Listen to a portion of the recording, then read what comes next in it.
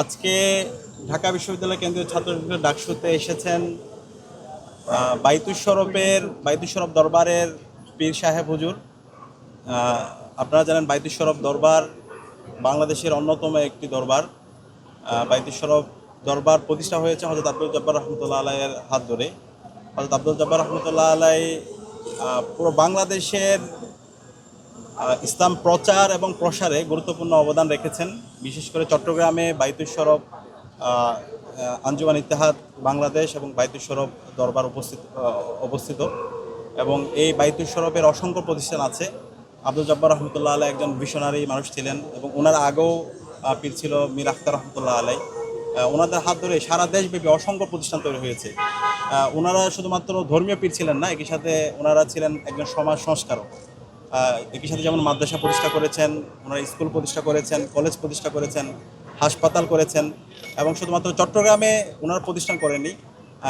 আপনারা যদি খুলনাতে যান, বাগেরহাটে যান, দেশের বিভিন্ন আনাচে কানাচে প্রতিষ্ঠান করেছেন। কক্সবাজারের মধ্যে চক্ষু হাসপাতাল আছে, এভাবে অসংখ্য প্রতিষ্ঠান আছে এবং একই সাথে অসংখ্য প্রতিষ্ঠানের যে কথাগুলো আমি বলছি, যে আজকে ইসলামী ব্যাংক দেখতে পান।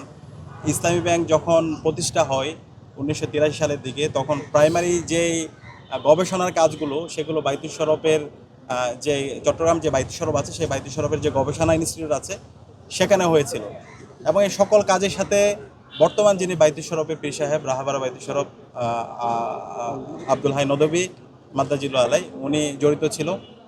তো আমরা আজকে খুবই আনন্দিত পীর সাহেব হুজুর আব্দুল জব্বার রহমতুল্লাহ আলাই তিনি ডাকসুতে এসেছেন এবং একই সাথে শহীদ শরীফ উসমান হাদি ভাইয়ের কবর জিয়ারত করতে এসেছেন, শিক্ষার্থীদের সাথে মত বিনিময় করতে এসেছেন এবং এটা একই সাথে আমার জন্য গর্বের বিষয়।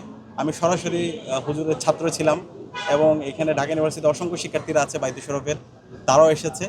তো আমরা ডাকসুর পক্ষ থেকে হুজুরকে আবারও অভিনন্দন জানাচ্ছি এবং বাইতুশ শরফ দরবারের জন্য দোয়া করছি।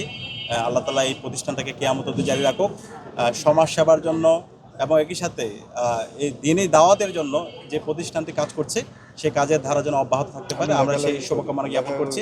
একই সাথে